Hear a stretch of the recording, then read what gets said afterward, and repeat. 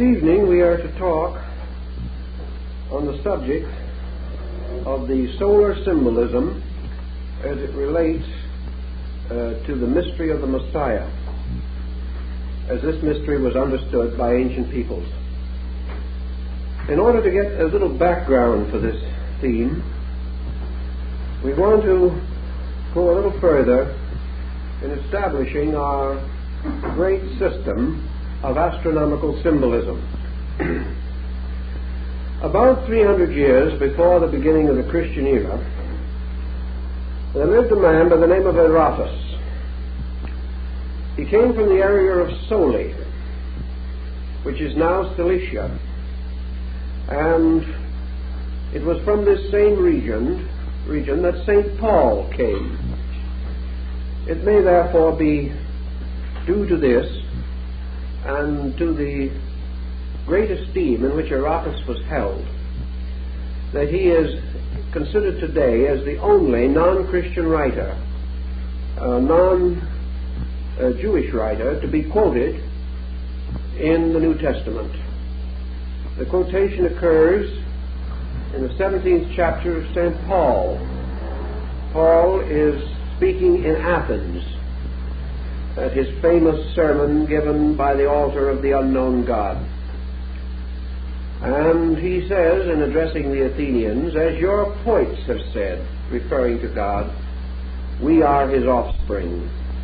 This is from the 5th line of the Phenomena of Aratus of Soli.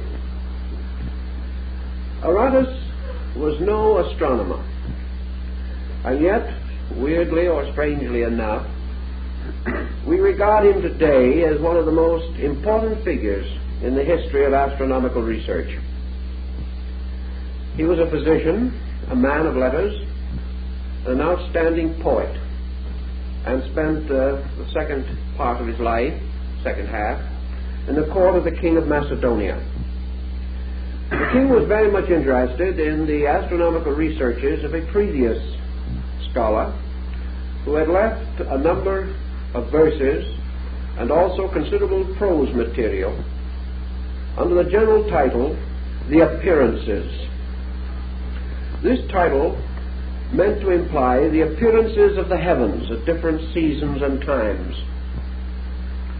Aratus took the original notes and composed a magnificent poem of about 800 verses. In this poem, he epitomizes for us the astronomical knowledge of his time, a knowledge which was largely observational. But he gives us a number of things to think about, which have endeared him to the memory of the world. First of all, he indicates through his poem very clearly that at this time, his day, the great system of constellational symbols which we know now was already thoroughly established. He also tells us in the poem that these symbols had descended to his day from a remote and unknown antiquity. There is almost always an association between Aratus and the Greek scholar, statesman, and philosopher Thales. Thales went to Egypt about the 6th century B.C., and perhaps from the Egyptians learned of the mysteries of the heavens. In any event, he is, by legend, accredited with the invention of a heavenly sphere. That is, a kind of globe, like our terrestrial globe. The outer surface of this sphere studded with stars and connected together to form the outlines of the constellations. So the ancients, by the 6th century B.C., definitely had a spherical concept of the heavens, and they had made a kind of map or chart of all the constellations and the orbits of the planets and most of the other basic astronomical phenomena. The record left by Aratus of Soli, based upon these earlier writings and traditions, has made possible the uranographic charts and the system which we now use in representing the phenomena of the sky. So he was a very important man. And he gave us in his poem a great number of legends showing the close association in the Greek mind, the Near Eastern mind in general, between these star groupings and the great systems of myths, legends, and fables, which have always formed a part of Greek culture. Aratus points out that in all probability the star groups were named for the exploits and for the various deities and the various symbols with which they were associated. As for example, the wonderful exploit of the Argonautic expedition was preserved in the heavens in the form of the constellation Argo, the ship. Now we also realize that in Greek myths, when a human being achieved a very heroic estate and became more than human, he was in the end frequently picked up and carried into the sky to form a star or a constellation. Several mortals were so honored. This probably merely tells us that the physical or human exploits of the person became part of the astronomical lore of the people. Therefore, when we point out certain parallels in symbolism between astronomy and religion, as has been rather clearly set forth by numbers of writers in their astro-theological dissertations, we do not mean to imply that our religion merely began as star worship. Rather, we mean to convey the idea that by degrees we bestowed upon the heavens certain concepts which arose within the human being himself. The heavens were like a vast mirror, sparkling with lights, and man, looking into this magic mirror of the sky, saw rising before his mental eye strange visions, wonderful symbolic patterns. And the more he meditated upon these, the more he filled them in out of his own understanding, until the strange dark mystery of night became indeed a processional of wonderful figures, symbols, and devices. By degrees, man interpreted the lives of deities and of heroes in terms of the sidereal elements and factors. In his study of the heavens, man was immediately impressed by that powerful star which was for him the giver of life. That star is the sun. Men of old did not worship the sun. They represented it, however, as the most appropriate symbol of the eternal source of life and light, seeking for words which failed, for various devices which were inadequate, any means they could imagine by which they could honor the great giver of life.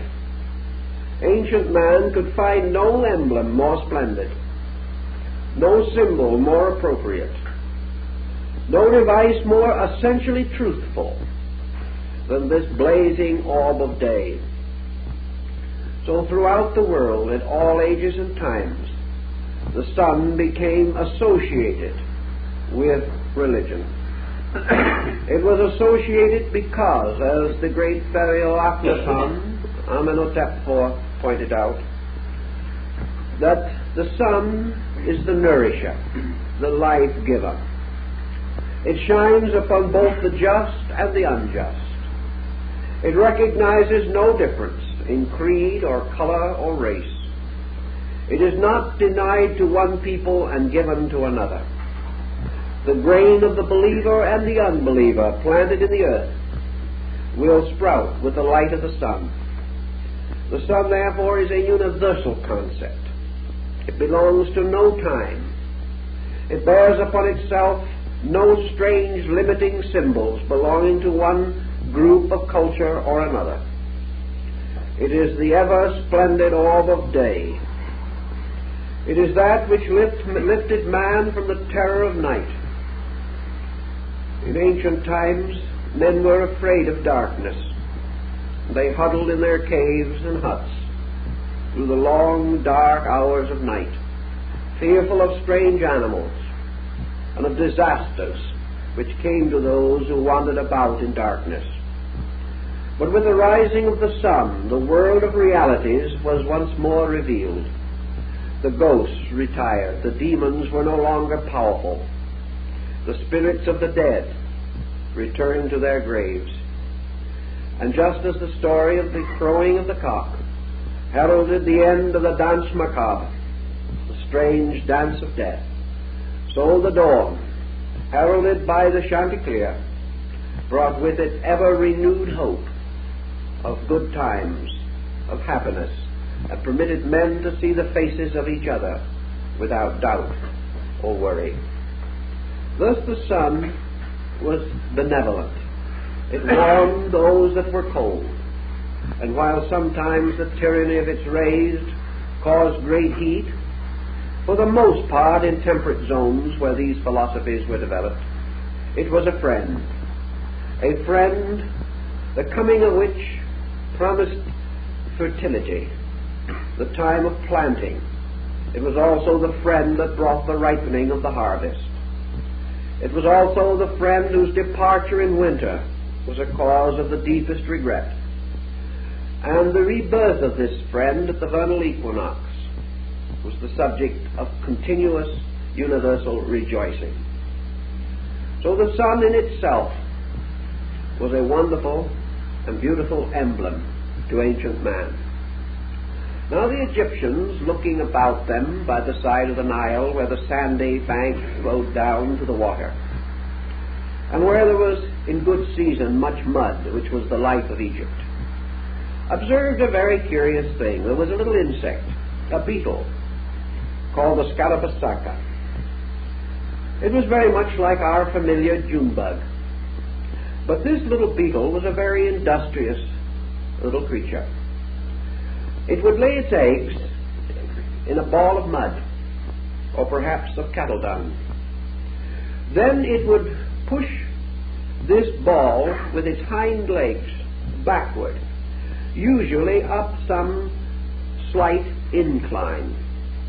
And when it had reached the top of the little incline, the beetle let go of the ball, which rolled to the bottom again. It then went down and rolled the ball up again. Now this might seem to be merely a fragment from Dante's Inferno, but actually this little beetle was gradually rounding the shape of the ball. It was taking this rough earth and gradually producing a pellet as perfect as a child's marble.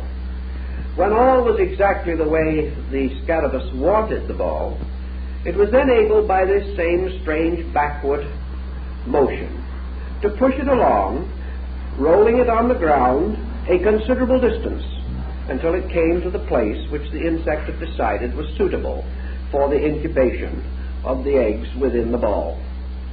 Plutarch says the Egyptians believed that this little beetle actually rolled the ball into the Nile, or, as by symbolism, returned the seeds to the water of life. This beetle, therefore, was a very interesting figure to the Egyptian mind, and they could not divorce the idea that this little ball rolled along the ground was very much like the sun being rolled across the sky, that the sun was a kind of a body which contained the seeds of life, and these seeds were rolled up the hill from dawn till noon and rolled down the hill from noon to night, a great arc of the sky. The Scarabaeus, therefore, became known as Khepra. And Khepra is a very interesting word in Egyptian because it has two distinct meanings. It is one of the titles of the sun god, and figures of the deity Ra as Khepra sometimes are shown with the scarab over the head. Sometimes a human figure has the scarab for a head, but it was definitely a solar symbol. But as a solar symbol, Khepra if you analyze the word as the Egyptian used it, means the becoming, or to be, or that which is all marvelous and wonderful. By extension, transformation. For out of this little ball of mud or dung was born the new living thing. It was the old sun god dying each year and being born again in the mystery of the annual resurrection. In their glyphs, the Egyptians sometimes represented the sun with the beetle in the center. And at some seasons the beetle's wings were spread in beautiful color, and in other seasons the wings were folded under the stony shell. The British Museum has one of the most magnificent scarabs, I suppose, in the world. It is of green basalt, representing the god Khepra. And you all know these little scarabs that we sometimes see in rings and things of that nature. Well, the great one in the British Museum is 5 feet in length, magnificently carved as the symbol of the deity of the sun. In their practical religion, of course, the Egyptians made use of the scarab for a number of devices. One was to replace the heart in the embalming of the mummy. What is called the heart scarab is usually about 3 inches in length and was placed in the cavature in the body left by the removal and separate embalming of the heart. This scarab was inscribed on the reverse with lines from the Book of the Dead. These lines were in the form of a prayer, asking that the great gods of Amentet should hear the prayer of the heart of the deceased and carry him safely through the mystery of death into the beautiful world of everlastingness. The scarabus was therefore the symbol of the resurrection. It was a creature that seemed to belong to the earth, but it could spread its wings and fly off into the sky. It was an ungainly creature, but beautiful in motion according to the Egyptian concept, forever rolling its little ball back to the sacred Nile. Thus this became a very important solar emblem, and the great ship of the sun is shown supported by the claws of Khepra, the scarab. And the pharaohs wore this device as the symbol of their spiritual and temporal authority. Now we have a sun symbol, the scarab, representing not only the orb in the sky, but everlastingness, the resurrection of the dead, the restoration of the soul, the purification of those who passed into the other life. Therefore, the scarabus was hymned as the symbol of the God who preserves, the God who is ever mindful, the God who lifts all things from darkness into light. By this same type of parallel, the sun itself gradually came to be not only an emblem of life in the sense of the great generic quality of existence, it became the symbol of the restoration of life. It became the symbol of hope, of the restoration of all things that were dark and mysterious. As it rose in all its glory, it was the victory of wisdom over ignorance, of soul over body, of good over evil, of truth over error. In fact, it was the symbol of the total resurrection of the perfect world, represented by and personified by the great God of the sun himself. In Egypt also, the sun had many symbols. And in the wonderful hymn to the sovereign sun, the Emperor Julian describes one of the most famous of the figures of the sun in the later religion of Egypt. This was Asarapi, whom we know as Serapis, the great divinity, the guardian of the Alexandrian libraries. And we have some record from early time as to the nature and appearance of this deity. The Serapeum, which was his house in Alexandria, North Africa, was a splendid building with a high domed center and with extensions like the transepts of a church moving outward. And this place was filled with books, the great records, the recordings and reports of men from the earliest times, books upon stone and clay, books upon papyrus and other strange materials, originally some of wood and metal, and a little later some upon the skins of animals. Over this great library, which was said to have contained more than 400,000 pieces of recorded material, presided the wonderful symbolic figure of the Alexandrian Serapis. We do not know too much about the origin and meaning of the word. Serapis was not originally an Egyptian deity. It is quite possible that he came from Asia Minor. In any event, some temples and records about him have been discovered in Syria and the Lebanon. In any explanation, however, he came to Egypt and became one of the principal deities of the great Greek dynasty of pharaohs, the Ptolemies. Here in Egypt he found congenial resting place, and a beautiful figure of him on a magnificent throned pedestal stood in the center of the library. The head of Serapis was a strange and noble one. Long hair hung upon his shoulders, and a forked beard. Most remarkable were his eyes, which the ancients describe in detail. With all the majesty of this person, the eyes were those of a man of unutterable sadness, a strange, brooding face. And as one old writer said, that as you stood and looked at it, you could almost see tears springing up in its eyes. It was called the Weeping God. And yet it stood in all this learning with this strange and incredible sadness. The sadness as though it looked out with infinite solicitude upon a world of suffering. The robed figure of the deity was mysterious also, for some believe that it was an androgynous being. Certainly it was not intended to represent the muscular or heroic type, but the strange, sad, slender scholarship that went with the sadness of the face.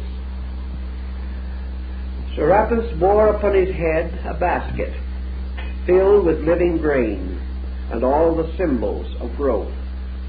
In one hand he held an instrument resembling a ruler or measuring stick, which was used to estimate the inundation of the Nile, so vital to the survival of the people.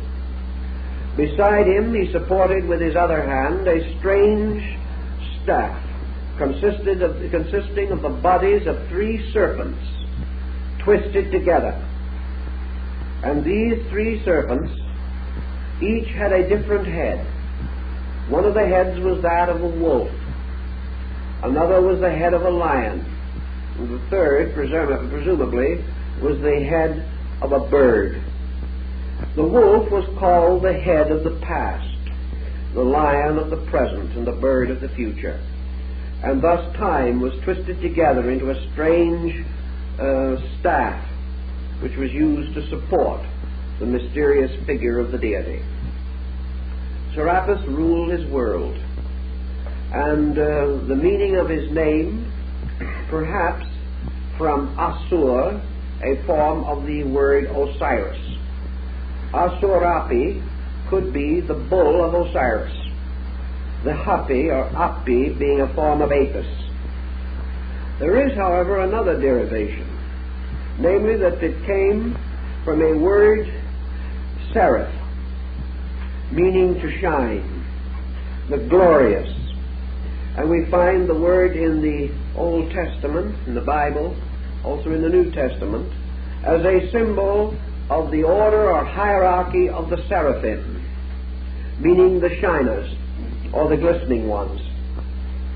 In any event, he was a shiner, because around the head of this sad, mysterious person was a magnificent aureole of sunburst rays. He was a solar deity. He was the sad, dying sun of autumn, the sun who descends into the underworld and knows the experience of death. When the time came and the great library was sacked during the period of Theodosius, a mob broke into the Serapeum. For some time the mob remained at a distance, almost unable to approach the figure. They were frightened, they were awed by it. But mobs and panics have no respect for persons or for gods. And finally they attacked the statue, tore it down, demolished it, broke the pedestal upon which it stood, and finally burned the entire library.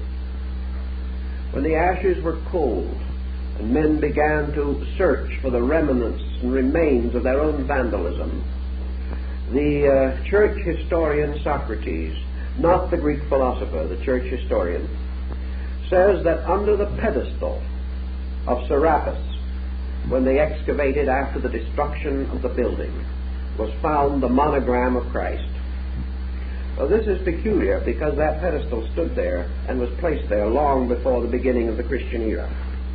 But in any event, that Serapis was a solar divinity, we know.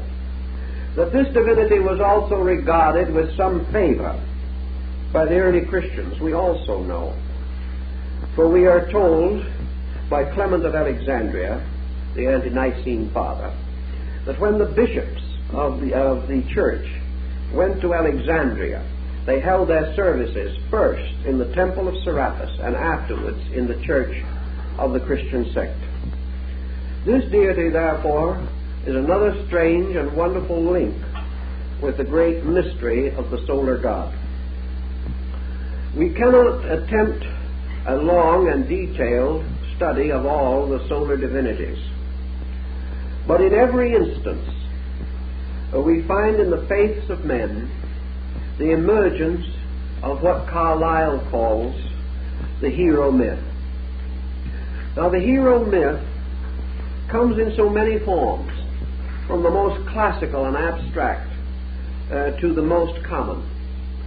Under the veiling of a story like Little Red Riding Hood is the old hero myth. For the wolf in Red Riding Hood is also the same wolf that was on the serpent staff of Serapis, an ancient symbol, a symbol of the devouring by darkness. For the wolf lurked in the night. It lurks in the night of the past, and many a man has been devoured by his own past. It is a ravishing wolf in the conscience and in the souls of men, just as we are also destroyed and broken by our history in many instances, for we can never escape the limitations imposed by authority and tradition, which are also powers of the wolf.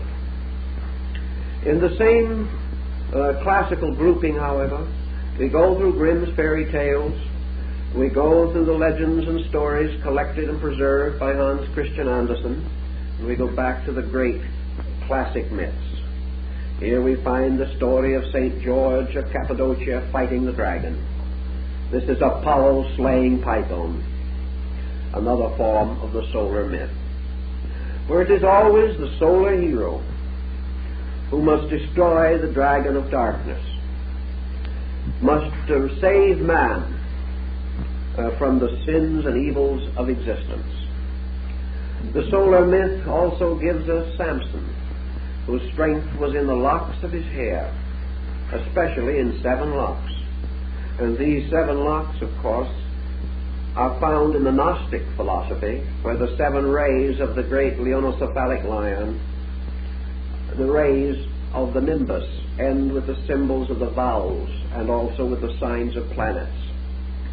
So the 7 locks of hair are the 7 planets, which distribute or are related to the mystery of the strength of the sun god. Samson, of course, is a very thinly veiled reference to the sun. Hercules, likewise, performing his 12 wonders, was a solar hero. And in a little different way, but no less important, we have Achilles and the strange legend of his mysterious death. We also find in the Nordic rites the Sigurd saga, Siegfried or Sigurd becoming the solar hero. For the sun is always the hero of the world, and it is nearly always represented as a radiant, heroic being with long, wavy hair symbolizing its rays, usually blonde or red-headed. Moses is said to have had red hair.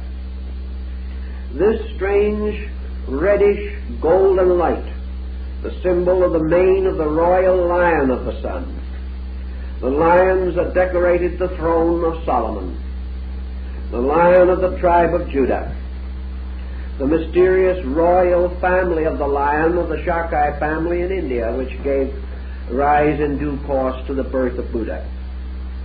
The lion is another great sun symbol. The exaltation of the lion represents the sun entering the sign of Leo, at which time it tames, captures, or slays the celestial lion, dressing itself in the skin of the lion, and then presents itself as the hero to mankind. The skin of the lion being, of course, the 30 degrees of the constellation of Leo, where the sun is enthroned. Thus these symbols go on and on. But during the course of time, the symbolism changed to a measure because of the shifting pattern of human belief. In China, the Yellow Emperor walks the golden road of the zodiacal band. He is the same hero, and practically every dynasty of the world traces itself back to a sun god, like the Rajputs of India, who regard themselves as descendants of Surya, the god of the sun, in his wonderful chariot drawn by the four-headed horse. These four heads, again, of the horse are interesting because they represent the four yugas, or divisions of time, which are measured by the march of the sun. Chrysostom, the great saint of the Eastern Church, declares that the motions of time are represented by the horses drawing the chariot of the sun god. Always these emblems return, but you have to realize that in ancient times, man did not know of sin as we think of it today. Man did not live in a world in which there was the concept of personal responsibility for evil. In the first place, man knew very little about good and evil. He found only comfort and discomfort, life and death. Gradually he evolved to a point in which he began to worship gods and godlings and to populate the firmament with mysterious spiritual beings. When he did this, he still did not have any concept of personal evil. He did not believe that the gods were punishing him directly for the things that he did, not in the early time. He believed that the gods ruled their world in their own way. Men were not too important in the life of gods. The gods created a beautiful world. Man could do with it as he willed. And if he willed to do badly, that was his own fault. The gods upon their Olympian heights gazed down untouched and unmoved by the acts of men.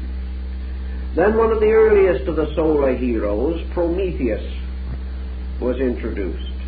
And Prometheus stole a spark of the celestial light of the sun, and hiding it in a hollowed reed, brought it down to mankind.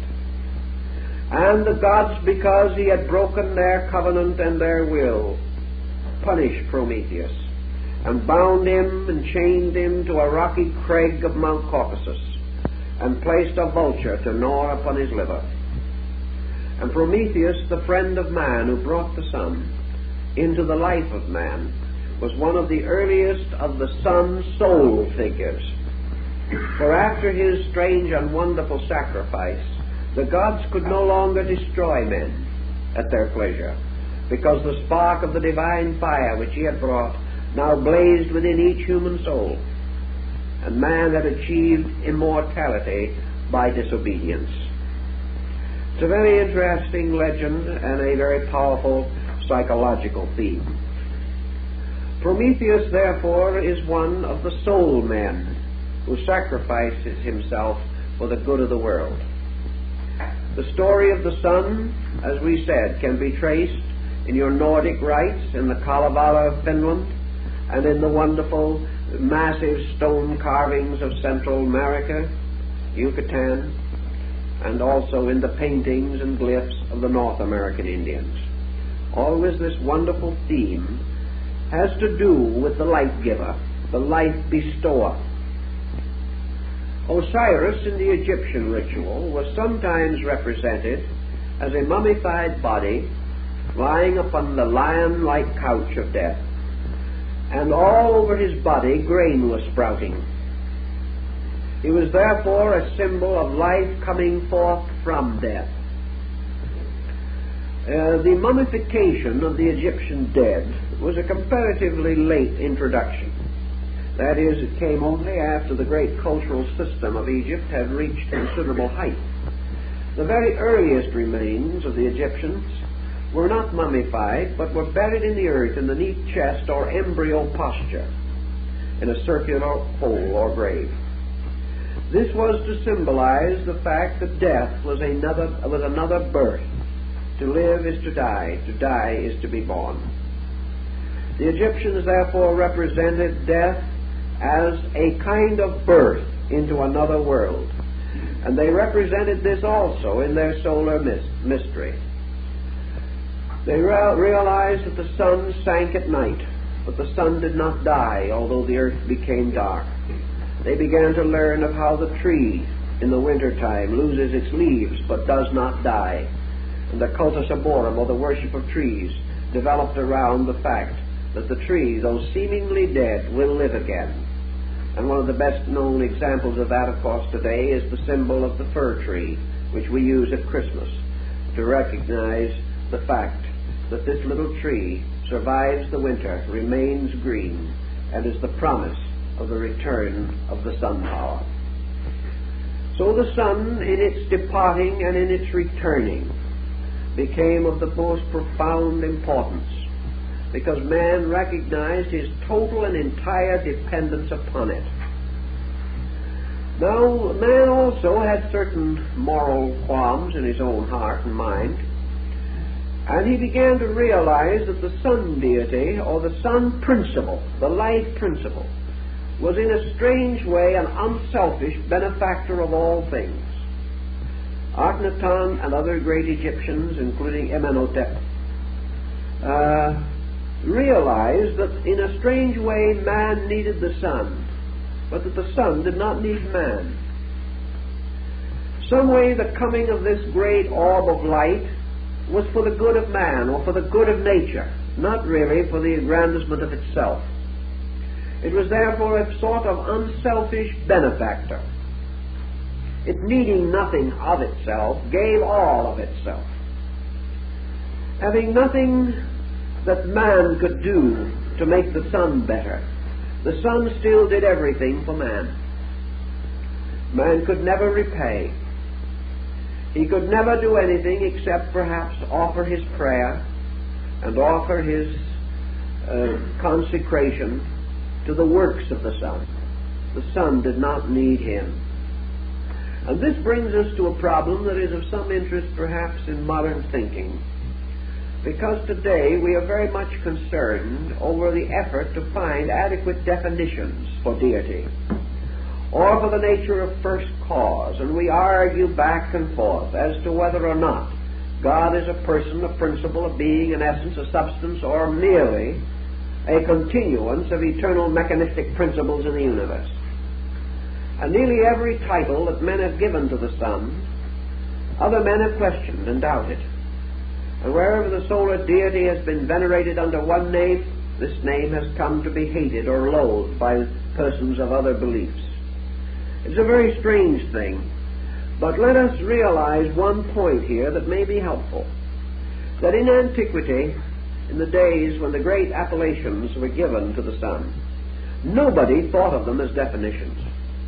No one was really trying to tell what the sun was, nor what the power was that was behind the sun. No one was standing in audacity to define deity. All of these terms, if you go back to their roots and meanings, are simply statements of praise. They are individuals bestowing upon the mystery the most wonderful words of honor and of veneration that they could conceive. It was no effort to define. It was simply that man bestowed every title that was good or beautiful or noble upon this supreme symbol of his own existence. Also, man, early in his experimenting in thought and philosophy, sensed that there was within his own nature a kind of life that was derived in some way from the life of the total universe. So he, as the Egyptian did, used the scarab, or the symbol of Khepra, the sun, as an emblem for his heart. If the sun had a place in the life of man, that place was in the heart, which was the source of man's life, and strangely more than his mind, the source of his light. For man's great light comes not from his thought, but from his love. And in realizing this, the individual who had experienced the mystery of the love of God was a light within himself, a strangely illumined being, and in his life this great symbol of radiance flowed from him. And so the heart became the sun emblem. And the heart has long been represented as the source of man's spiritual continuance. When the deceased princess Hanufa entered into the presence of the great gods of Amentet in the Egyptian ritual of the dead, she came forth into the great court, forming with her upraised arms the symbol of the Ka, by means of which she said, I am a soul. I am a being unembodied, entering into the state of unembodiment. And the symbol of her nature, her conscience, and her being was a small urn-like vessel with an ear on the side. And this vessel was the heart. And it was from the heart that the lady Hanufa spoke when she answered the questions of the great God and the jurors. And it was her heart that was weighed on the scale of the balance against the symbol of eternal truth. The Egyptians had already decided, beyond any question, that if the glorious light of space existed in man, or had a home or abode in man, it was in the adytum of his temple, in the inner part, which was his own heart. And Hermes, in his essay or discourse to his son Tatian, says that the divine power placed the heart in man like the pyramid in Egypt. And the pyramid also, a fire-light symbol, was a representation of the heart as the symbol of the solar mystery. Now, way back through all these centuries of descent, this overtone, this concept lingered. But as we say, men changed their thinking. And in the course of time, there arose a doctrine of sin. And sin in this case was separation. Sin created only one situation, namely that creatures who sinned were regarded as separating themselves from the good God.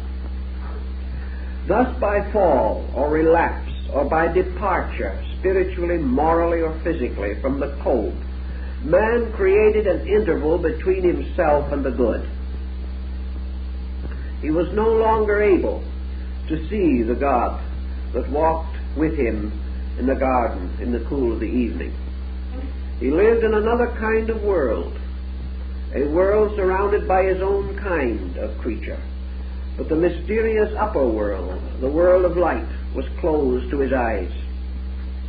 He felt himself an exile, a strange kind of orphaned creature, wandering the earth in darkness. And to meet this mystery and to solve the secret of it, the ancients devised their tremendous culture of mystery rituals.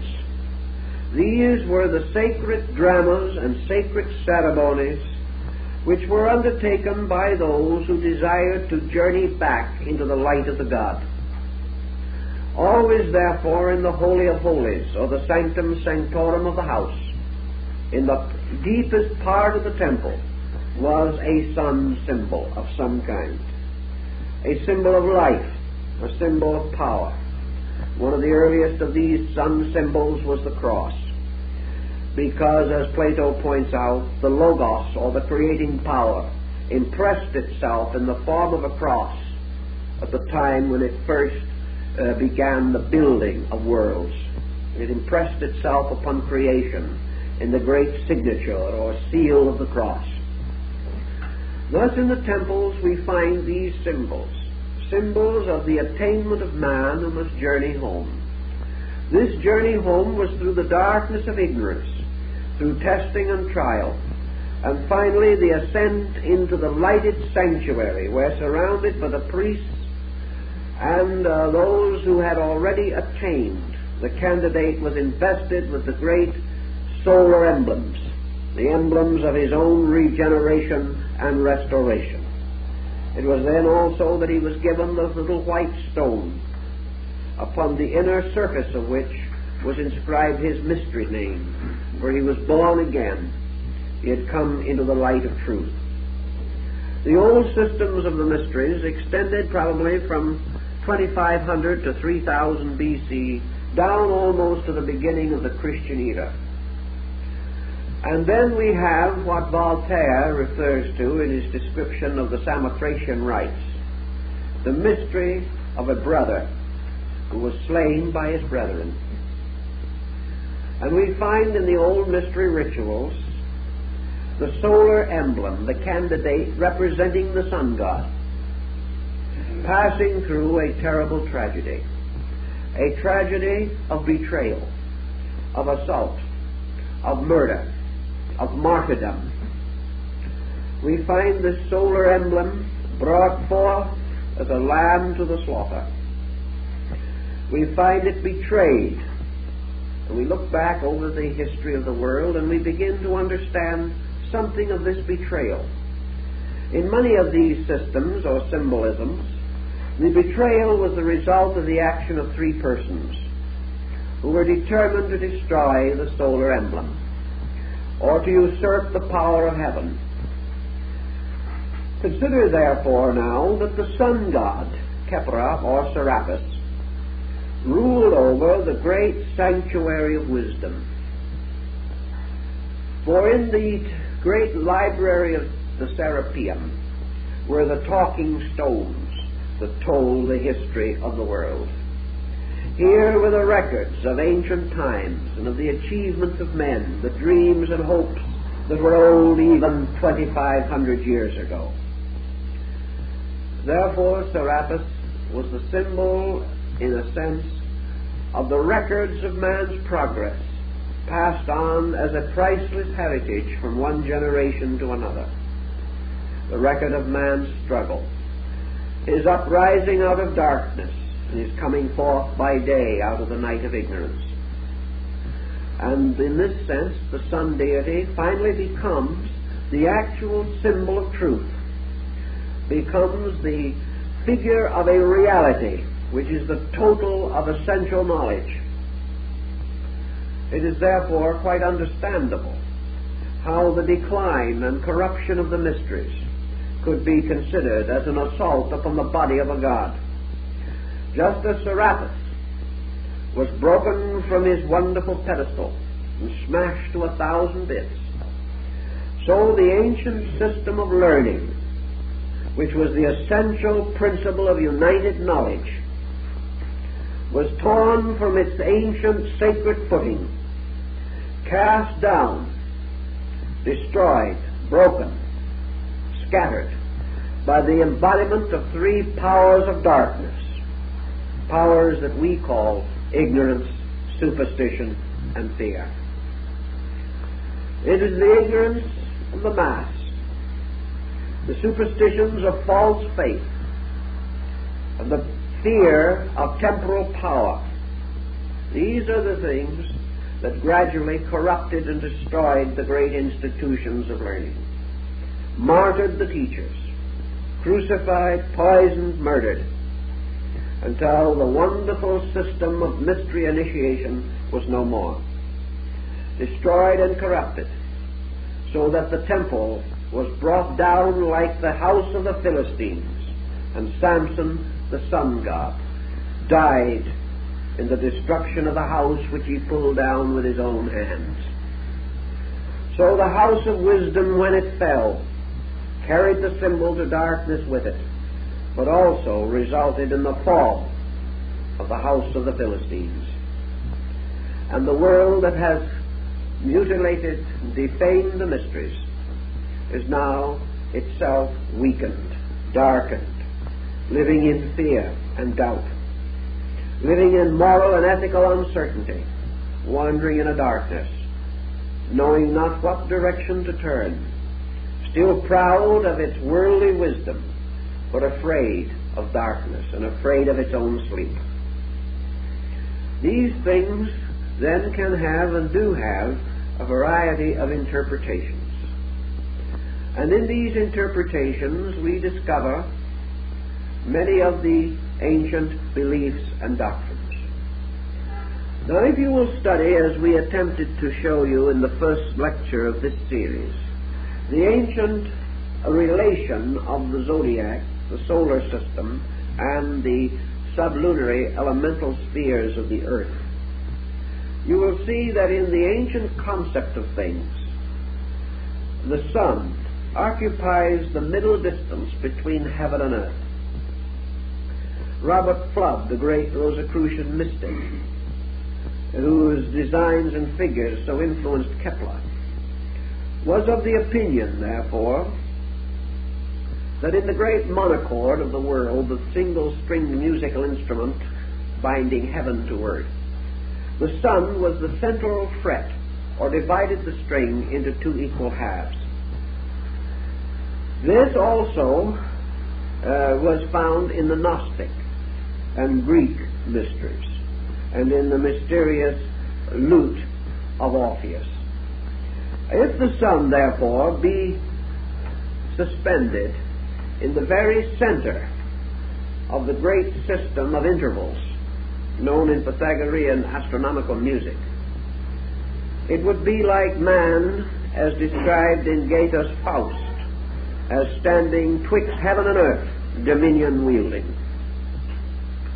Above the orbit of the sun, to the ancients, was the superior world. Below the orbit of the sun was the inferior world. The sun was not only the symbol of the deity, particularly of the only begotten, for the sun, S-U-N, and the S-O-N form were almost interchangeable from the beginning. The sun was not only, therefore, in this middle distance representing God, but also, strangely, represented man. Man, some way, belonged to the order of the sun, because he himself stood like Serapis, with his feet upon the earth and his head in heaven. Man possessed the power to turn his outward senses downward into the confusion of the material sphere. But he also had the power to lift his inner sensory perceptions and apperceptive powers upward and inward to behold the mystery of his own Creator. Man is the only animal that we know that seeks to understand God. Perhaps others do not have to seek. Perhaps in their souls they know. But man has created an entire part of his life built upon the profound aspiration after truth, and even the corruptions of ages cannot prevent the gradual motion of man towards the emancipation of his life from ignorance. Thus man has the power to understand mysteries of the Spirit, even as he has power to understand the wonders of the body. Thus, between the two extremes, suspended in a world of rarefied internal atmosphere, man has something that psychology and the Greeks both call the ego, the focal point of selfness. And this ego is like a sun in the center of man. And it is this sun which is in some way stationed halfway between illusion and reality. This symbolism should be of considerable interest to psychologists, because they have taken in many instances the attitude that the ego, or the center of self-awareness, is the ultimate, that it is the highest part of man. The ancients said no. It is one bearing witness. It is one who stands in the midst, a psychopompus, an hierophant of mysteries, not a god, but a servant of the gods, not the master of destiny, but the attendant upon destiny. For above and beyond the ego, as Plato tells us, the world turns upon the great spindle of the law. If then man has a spiritual core within himself, recognizes his kinship with the solar mystery, he then realizes that the light that comes from within himself lights the lower world, and that man's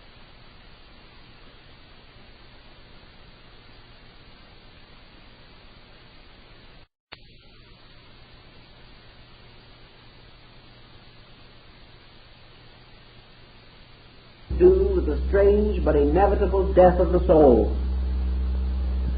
Even the great god Re himself could not withstand the sorcery of Isis. Even the deities, like the great order of the Odinic gods of the Scandinavian peoples, come finally to the Götterdämmerung, to the twilight, to the destruction, to the end of the world, where gods and mortals perish together. Thus, in the Egyptian rite, it became very important for man to understand the mortality of his own ego. This, in fact, gives us practically the whole substance of Buddhistic doctrine. The Egyptian believed that immortality of the soul had to be earned, that this solar symbol carried not only the promise but the duty, the burden. For in every case the sun performs its labor for the benefit of men and dies in the service of the men it seeks to aid. Just as the sun at night goes into darkness to the underworld, just as the annual sun in the precessional motion comes finally to winter and dies, just as the sun in the great Platonic year moves through the alternative periods of fertility and sterility, so always life follows death, death follows life forever. The ancient was a fatalist on this particular point. But when everything seemed to die, the time came to remember its birth. When everything was born, it was then timely to remember that it must die. Always we should remember the opposite, because each of these stages is bound completely with the other. Therefore, in the effort to understand these strange rites, ancient man began to contemplate the very thought that we have in the Bible. There are two statements in different parts of the Old Testament which are interesting. One says, "The soul that sinneth it shall die," and the other says, "But the spirit shall return to God who gave it." Therefore, the soul and the spirit are not the same thing. The soul is the splendid light of the revealed sun. The soul in man is the witness to the Father. The soul in man speaks through Osiris, another solar mystery god. And it speaks through Horus, the only begotten of Osiris. And the God tells us that when we look upon the sun, we have seen the Father which is behind the sun. And we realize that in the Egyptian ritual, the soul, as the only begotten, comes forth as the redeemer of the body, just as the annular sun, reborn each year, makes available to man the immediate participation in universal life. The Egyptian was fully aware that all the life in space did not come from our sun. He also was aware of the fact that the sun as we see it was not the source of life. It was merely the one who comes forth, the witness. It is the voice crying in the wilderness, prepare the way of the Lord. So the sun becomes the symbol of the evangelist, the manifestor, the witness. And it is the perpetual reminder that even the light of the sun, like the flame of the lamp, bears witness to a deep and mysterious fuel, and the light can blaze no longer than the fuel provides. So in Egypt, behind the great sun mystery of Re Kapura, we have something else, the dark mystery of the great old gods, the ones who never were revealed, upon whose faces the light of the sun never shone.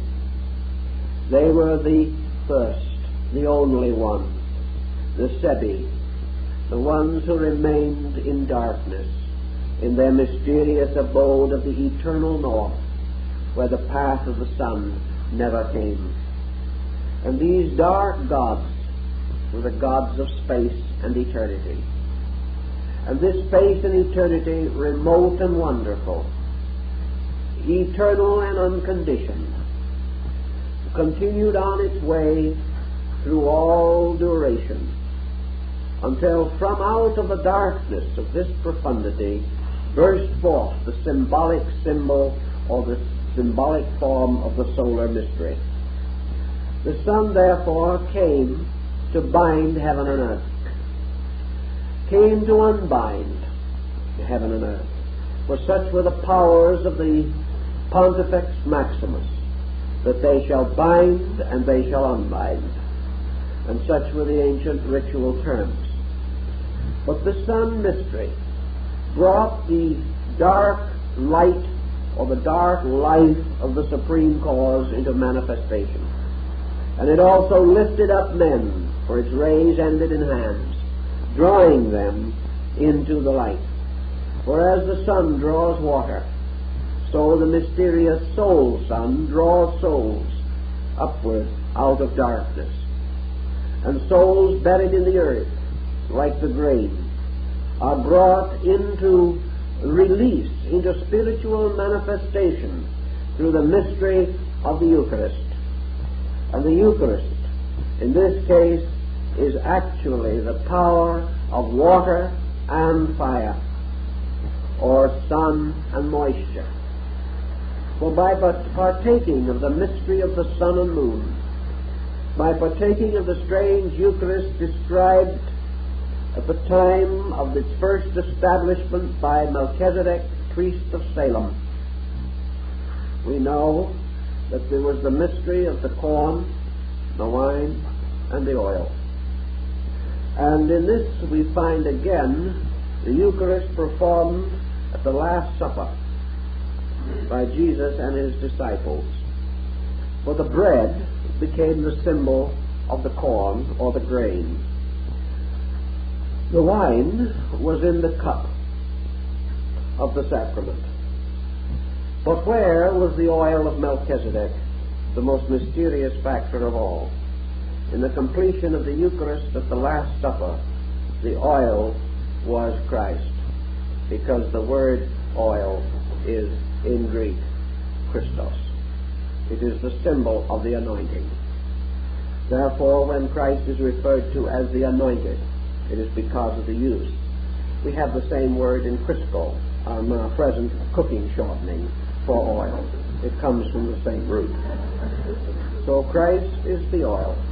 The bread and the wine were provided, and the ancient ritual of Melchizedek was repeated, which causes St. Paul to refer to the Messiah as a priest forever after the order of Melchizedek. As the Scarabassaka was said to be its own father and its own mother, being an androgynous beetle, so we find this strange priestly solar mystery also represented as totally and completely androgynous, like the deity Serapis in the ancient temple. Now the Messiah, or the Anointing One, gives us also another dimension of the solar mystery, because the rays of the sun work the miracles. The sun's rays lift all things and raise all things to themselves. Therefore they become the symbol of the resurrection of the dead, the restoration of life, and the redemption. The sun also to the ancients stood as the complete and eternal promise. It revealed to men in those days that the power of God could not fail, that the mystery went on forever, and that for always and forever there was light, and this light was the light of men. And this light came into the world, and the world knew it not, because it could not recognize the mystery of the solar power. But the invisible sun, to Berney and many other European mystics, was actually the Messiah. Therefore, as the sun was midway between spirit and matter, the Messiah stood as the intermediary between God and man. And none came unto the Father save through the Son. This mystery goes on. We find it in the Druid rituals. We find it everywhere we seek to understand the power of salvation and of life. All of which causes us to wonder whether much of our symbolism has not actually come down to us from the very old patterns of things. We do not understand the symbols today in this context. We do not apply them or associate them to these great faiths of long ago, but such association is valid, for we have inevitably drawn upon the older legends and myths and have incorporated them into our sacraments, into practically every form of religion and worship that we know today in all parts of the world. If this be true then, and there is no doubt that it is true, we must wonder how far we can carry the analogy safely. Because we know that all symbols fall short of the principles for which they stand. No symbol can be in every way accurate or in every way complete. Therefore, we can press interpretation beyond a legitimate point and thus fall into error. How far can we press the analogy between the sun and salvation? How far can we legitimately assume that the ancient himself, searching into the inner life of things with his own strangely intuitive faculties, was able to integrate a really useful and practical concept? I think we must be careful. We can't go all the way with the old symbolism, but we can go further with it than we generally have. And in one case particularly, I think it is valid for us to consider, and that is the part of the old ritual which dealt with the raising up of the human soul into union with the sun. Now, in the Egyptian ritual, when Ani, priest of Pharaoh, entered into the underworld, he ceased to be Ani. He ceased to be himself. And from that time on, he is referred to in the ritual only by the name of the god. In other words, he becomes Osiris. To help the early reader in the dynastic days who might have trouble with this concept, the scribe enters in here and there into the text words or something in this arrangement. He said, and now the Osiris which had been Ani, scribe of Pharaoh, does certain things. The Osiris that had been Ani, the soul that had been Ani. Now this Osiris is again our Asarathi or Serapis, and therefore the deceased becomes a kind of godling, and as such he enters into the presence of the great deity. He comes in the likeness of the God himself. He comes beseeching and asking in the name of that which he is like. Now this is very important in religious thinking, because it brings out a point that perhaps we have totally neglected in our modern way of life, namely the problem of the individual creating the necessary attributes of his own soul, so that this soul can bear witness for him in the afterlife. We assume today, rather smugly perhaps, if we have beliefs at all, that the soul is one of these things that takes care of itself. If it has been good enough, it will have a fortunate hereafter. If it hasn't been good enough, there's nothing much we can do about it except hope for the best. Now, such an attitude toward the soul would not have been any part of ancient man's concept. He would have assumed a very simple point, namely that man, moving inevitably out of this life, goes into the sphere of Amentet, goes into the underworld of the night sun, goes into the abode of the winter sun, goes down into the earth, beneath which the sun disappears at sunset. Therefore it enters into a strange darkness, a strange internal or invisible sphere. Now you have probably remembered, for some reason or other, that nearly always the ancients placed their after-death abode under the earth. Now we have no reason to believe, for example, that hellfire and damnation is just below some of the deeper shafts of Standard Oil Company's oil wells. And we have no reason to believe that if we dug down to the other side, we would find perdition in the core of things. This is not a particularly reasonable concept.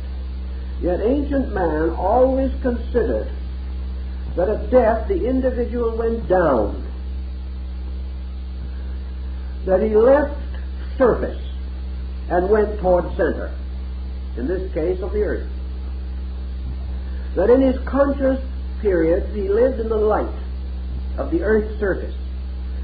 When he died, he was buried in a mound or grave beneath the surface of the earth. Therefore, the underworld was down there. The Chinese believed it. The Egyptians believed it. The Greeks believed it. Always this world was beneath the grave, or perhaps actually was in the grave mounds themselves. Man went down into the world of the dust beneath his feet. The Egyptians believed, therefore, that in some mysterious way man went down into the place of judgment. But the Egyptian did not have any of our theological concepts. There was no place of punishment in the Egyptian philosophy. The soul either attained, or else it was devoured again by matter and returned to rebirth. There was no hellfire and damnation that controlled or ended the career of souls. Nor was there in the Greek. The worst that they threatened was a shadowland of ghostly continuance. But actually the Egyptian was a psychologist in his own right, and his underworld, lighted by the sacred sun of the mysteries, was something inside. And the apparent symbolism is that in death the soul returns into the core of itself. It goes back into its own dark nature, which for all intent and purposes could mean that the soul returns to the great hall of the twin truths, which is its own heart. The journey was inward, from the surfaces to the center of things.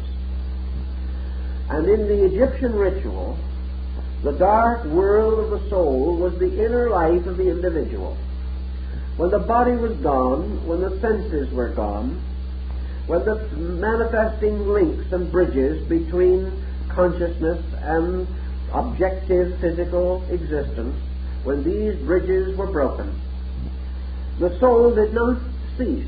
It simply remained in what was left. And when the eyes were closed, there was only darkness for the sight. And when man lost his sensory perceptions and lost his bodily attributes, he was in darkness. He was in the darkness of his own inner life. And in this darkness, he could no longer be gladdened by the light of the physical sun. He could no longer see the great ball rolled across the sky by the Scarabasaka. He saw no phenomenal things of any kind. He dwelt within himself.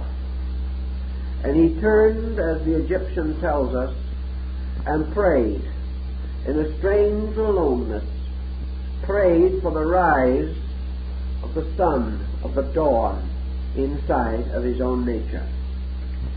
He must therefore depend for light upon the light of the soul, upon the light of the subterranean sun.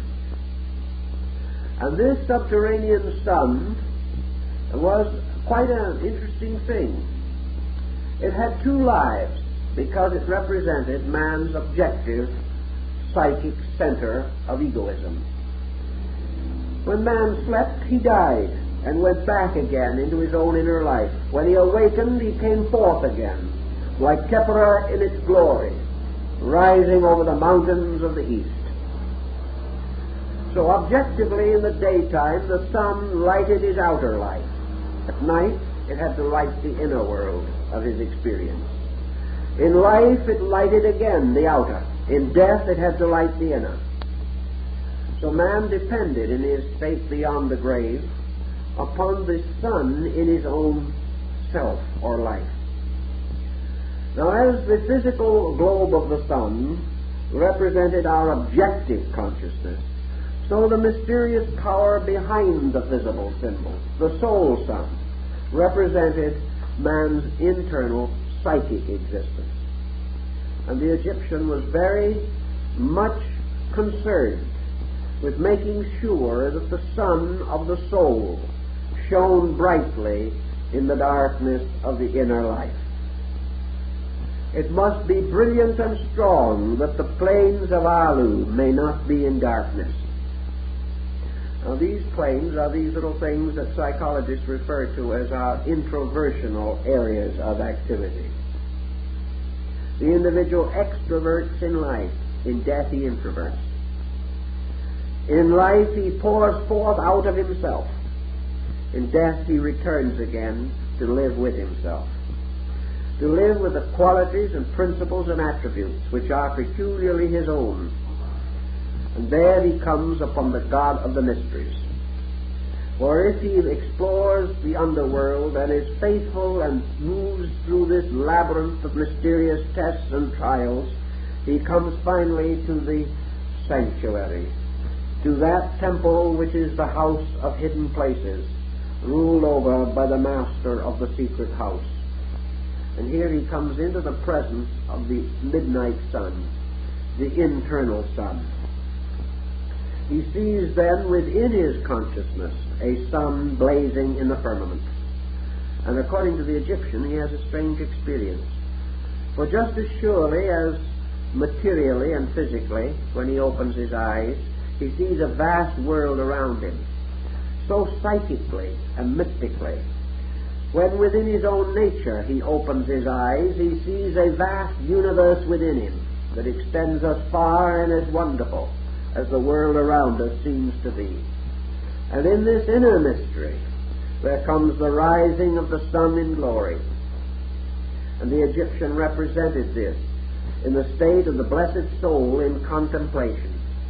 Seated quietly in adoration of the great gods, the soul suddenly sees the dawn of the disk of the sun, and Kepra suddenly opens its wings, filling the sky with iridescent light.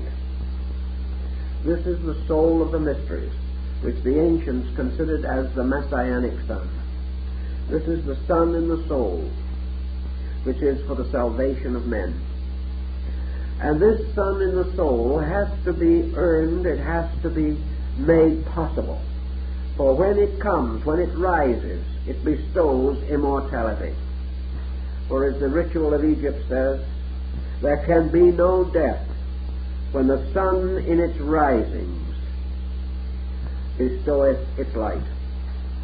So immortality is the rising of the sun of the soul, or the messianic sun in man. If therefore we remember the remarks made by Paracelsus, which we've discussed in a previous series, he said there were three suns, one that lighted the body, one that lighted the soul, and one that lighted the spirit. This would be in conformity with the old mysteries, and he probably learned this in Constantinople. In any event, the soul sun is the Messiah, which is for the salvation of the nations. It is the sun of the soul rising over the body. For the final victory to the Egyptians was not the victory of good over evil.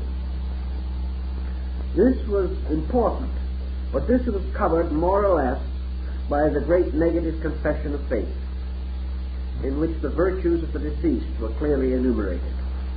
It was not the victory of even light over darkness. It was the victory of life over death. It was the total victory in the consciousness of man. It was the entry of the soul into the awareness of the everlastingness.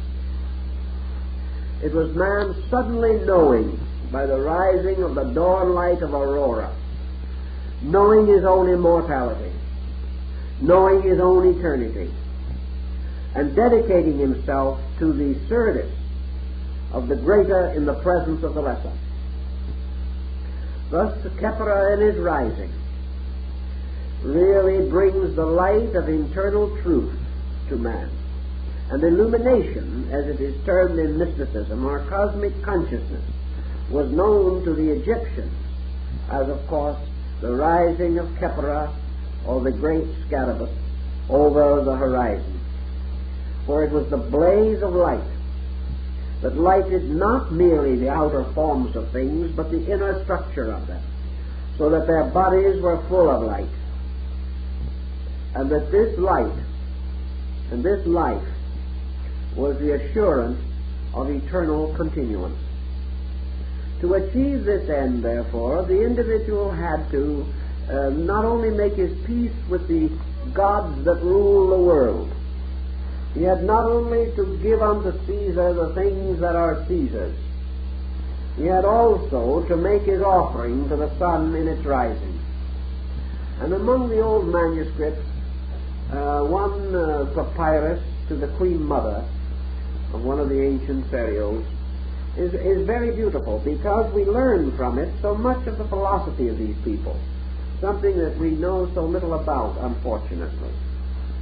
And we learn from these fragments the tremendous challenge of man seeking the path of light in his own soul. Not merely just doing good, but the strange state of being good. Not only performing all the different rituals and rites that are indicated by our laws, our customs, and our traditions, but more than this, the searching after the experience of the rising of the sun.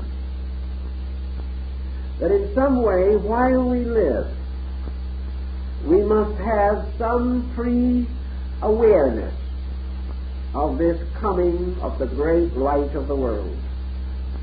For this coming of the great light is the restoration of the martyred God. and it is brought about by the dedication of man to the experience of the light seeker. The orders of the quest in medieval chivalry emphasize this older philosophy very clearly. So always the point throughout life was that the Egyptian, even while he lived, was ever mindful, waiting, hoping for the coming or rising of the inner sun. And he knew the rising of this sun by various ways, most important perhaps being that it brought with it the light of peace. The rising of the sun of truth inside of man is always marked by the increase of internal awareness of value. Man gradually finds that this daybreak, this auroral dawn, as Bamey calls it, ends the strivings and the stress. It ends also the shocks that flesh is heir to. For it is the coming of warmth, of life, of generation, of all good things within the soul of man. Just as man lives physically like his savage forebears, no longer in physical darkness, because this darkness is now riddled with light, but in a state of internal darkness. Man lives in an everlasting night of doubt, burdened from day to day with problems and responsibilities. He finds the path of life not happy, nor can he guard and govern well the values that he has. He sees the world around him on the brink of war and catastrophe. He observes how knowledge is used to destroy both peace and hope. A man is therefore like his savage ancestor, huddling by the little fire he has, afraid of the great darkness which surrounds him. And the little fire is his learning, his knowledge, his faith, his hope, such flickering rays as he has been able to kindle out of the long, pathetic history of his kind. But when comes the great dawn, the darkness is no more. St. George slays the dragon with the spear of light. It is the same spear which, according to Omar, touches the turret of the Sultan's palace.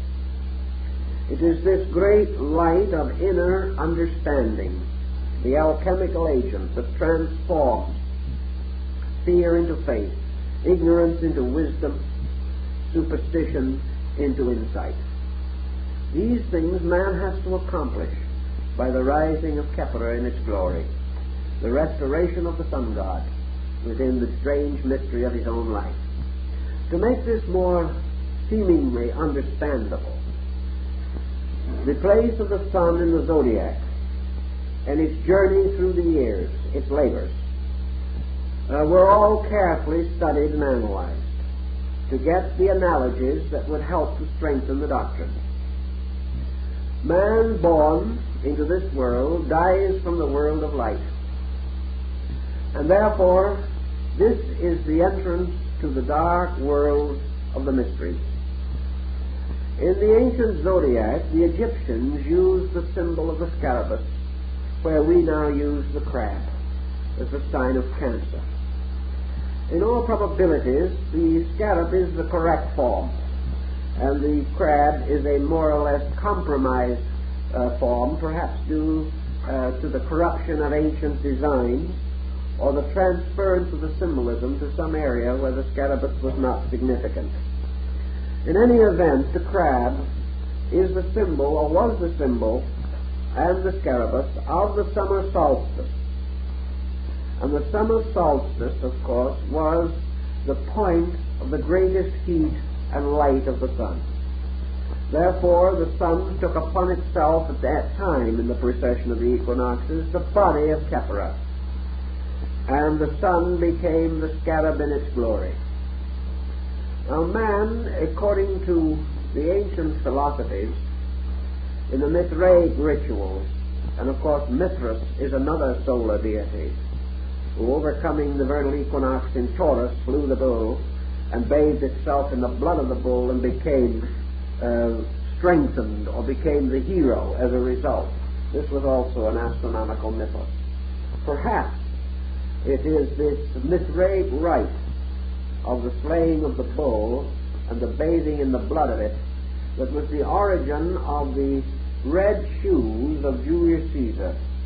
For it is said that before Caesar could go into the temple of the deity and act as Pontifex Maximus, or high priest, he first had to rush home and put on his red shoes. Without his red shoes, he could not enter the temple. The red shoes probably came from the feet of the priests who were present at the slaughter of the bull, and therefore whose feet were reddened with the blood of sacrifice. By the time of Caesar, this practice was not carried on, but the red shoes lingered, like a great many other symbols.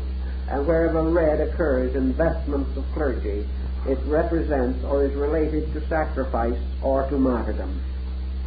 The sacrifice of the bull or the sacrifice of Mithras, who was also among the martyred gods. In any event, the birth of man in the sign of the Cancer or the Scarabus was the beginning of the great journey of the sun. Now the sun carried on two journeys simultaneously. The first journey was its arch across the sky in the mystery of the year. During this journey, it passed from the sign of Cancer, which was the summer solstice, to the great autumnal equinox in the sign of Libra, and here the scales were set up, and the great weighing of the cyclostatia took place. Here was the dividing point in which life and death had to be decided. And the solar being going on courageously beyond the point of the autumnal equinox was set upon by the three fall months, representing in some instances the murderers or destroyers of the hero, or the circumstances of this destruction. And of course Scorpio, which was the first of these months, betrays the master with the kiss in the Garden of Gethsemane. The continual ritual finally goes on till the winter solstice, which is ruled over by the symbol of death. And death, here standing with its scythe and hourglass, is the reaper of all things. And here at the winter solstice, the great sun god dies.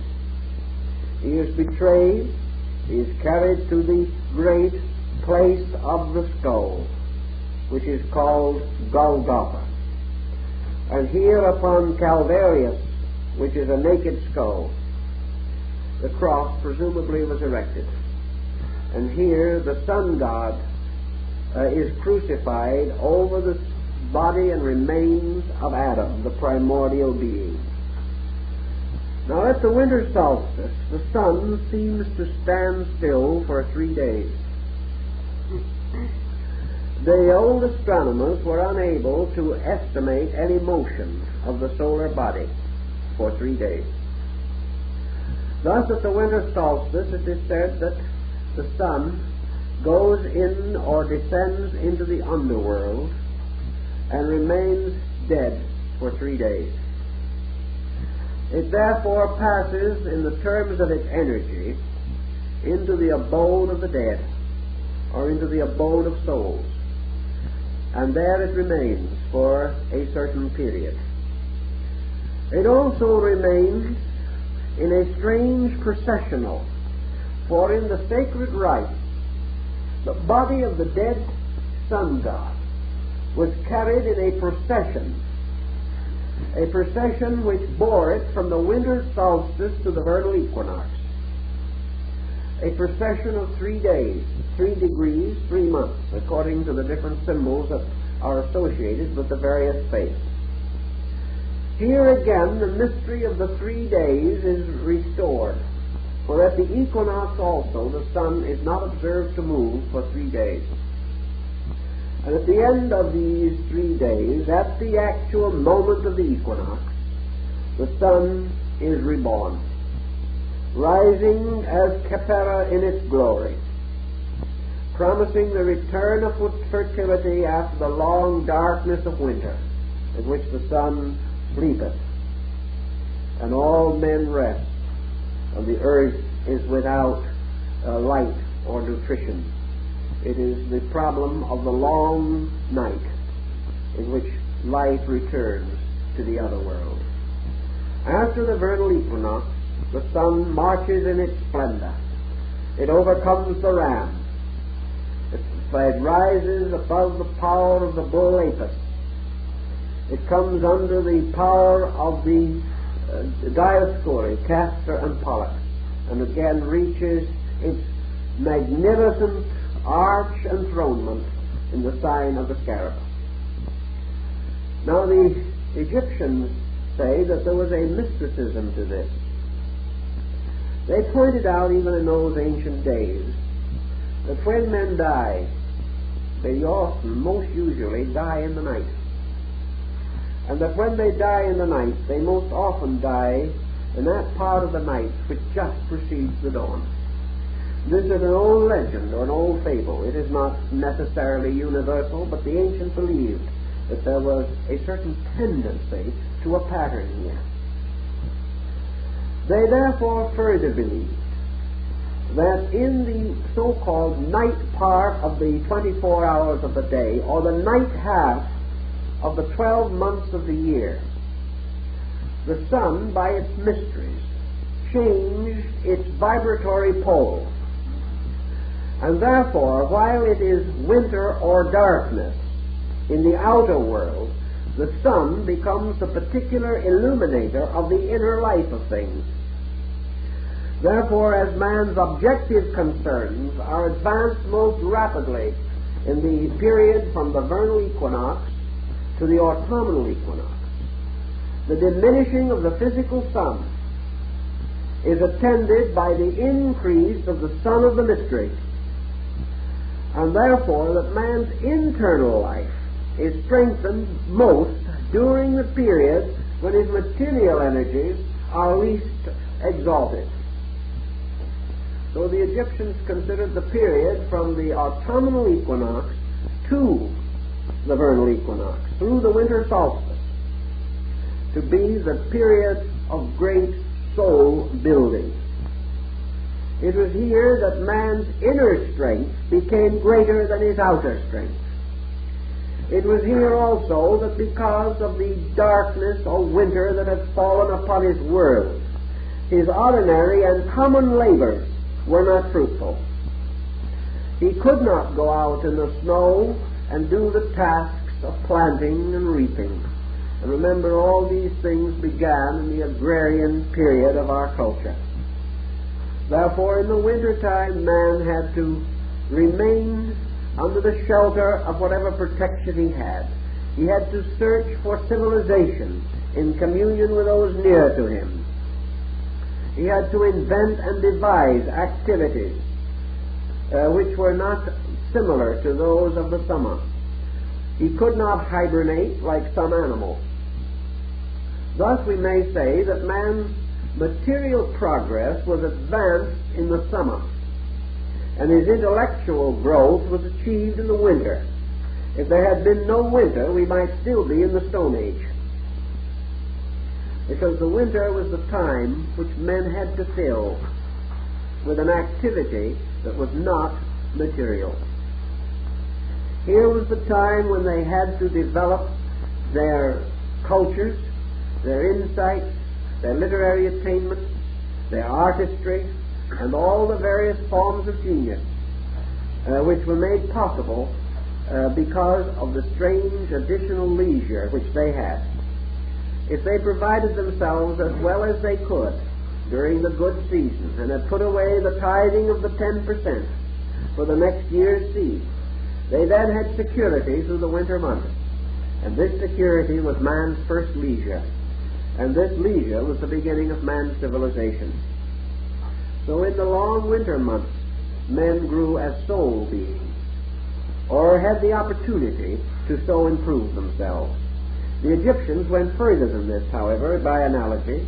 They insisted that there was actually a difference in the spiritual vibration and energy of the sun, by which the psychic life of man was most rapidly advanced at this time. That therefore man inwardly grew, the dark inner nature of him received the light of the sun that was taken from his body. His material life grew less. His spiritual contact grew greater. Therefore, the greatest and most important event in the entire spiritual cycle of the sun mystery was reserved for the winter solstice, the midst of winter. For it was at the winter solstice, in the darkness of man's own first internal neurotic existence, that the messianic mystery was born. It was in the midst of the darkness of his own inner life that the first rays of the sun of the messianic dispensation, the sotar of the gnosis, was first heralded, and the three winter signs as three wise men came to pay homage to the crib of the child. All of these point out that in the darkness of man's spiritual winter, the sun of the soul cast its greatest light. This was perfectly in conformity with the Egyptian ritual, and with also many of the teachings of the Greeks, Hindus, and Chinese. Thus we have something that perhaps is a little startling at first, but not as much so as you might imagine. For we have a strange belief in our daily living that through certain sorrows or through certain tribulations, the spiritual powers of man are quickened. That man never seeks light as much as when his darkness is the most difficult and dangerous. In this, therefore, we have the proper inducement. And if it be true, as the Egyptians said, that the sun's rays change their quality in the winter, so that they are attuned to the heart and soul focus rather than to the body focus, that in the winter the rays of the sun pierce through matter but do not quicken it, and enter into the psychic life of things, that in the winter half of the year, so to say, or the descending half or arc, all inner things are strengthened. In the outer part of the summer and spring and early fall months, the outer parts are strengthened. But it is the life in the seed or in the soul of man which is the most important.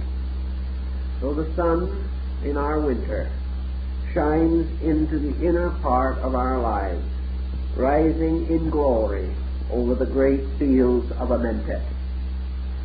The Egyptians are known to have used trances, hypnosis, and other similar devices in their religion. In this they were not essentially different from other primitive people.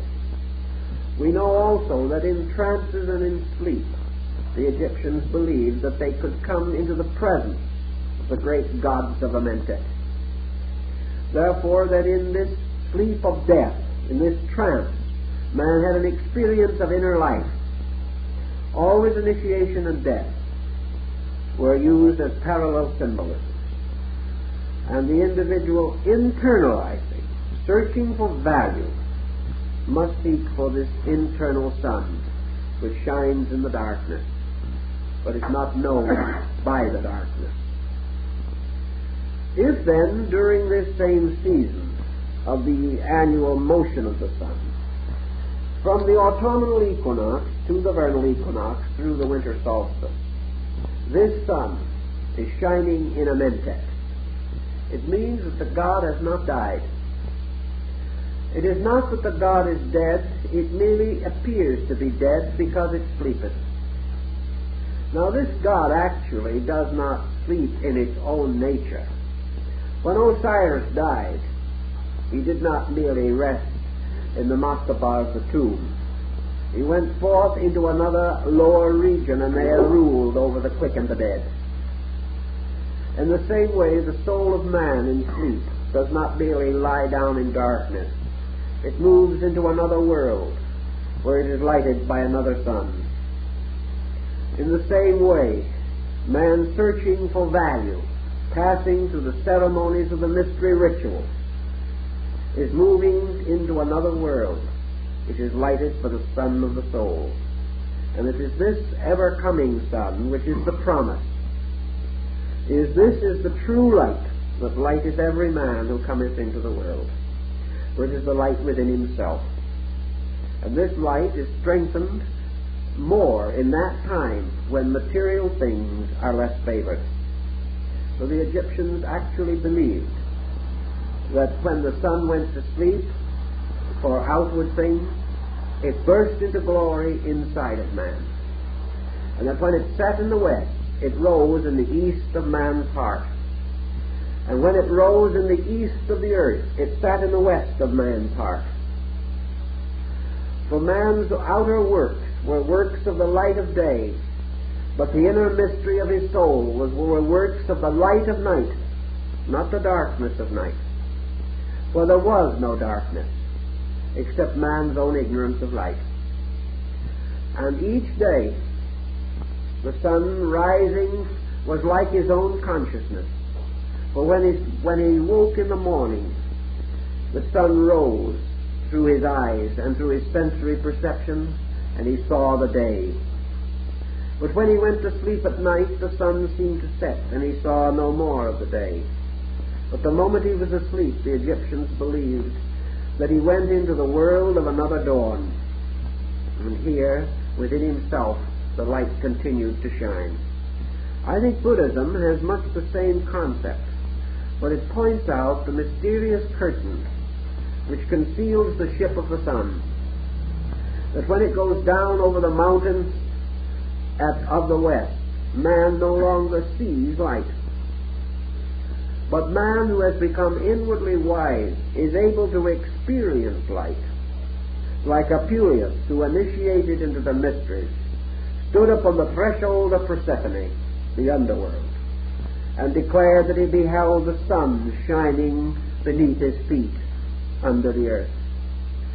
And so the sun of the inner world shines in the night. And this sun is our own psychic entity, our own psychic life. And it gains its strength from the sun.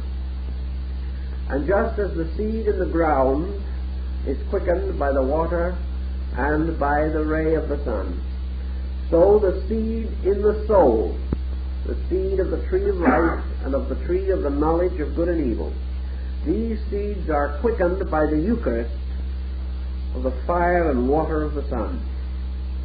The Egyptian made much of this theology, and he declared that it could be set upon the great astronomical form and would reveal to us the deeper meaning of many of the common and familiar symbols, devices, and ideas with which we are concerned today.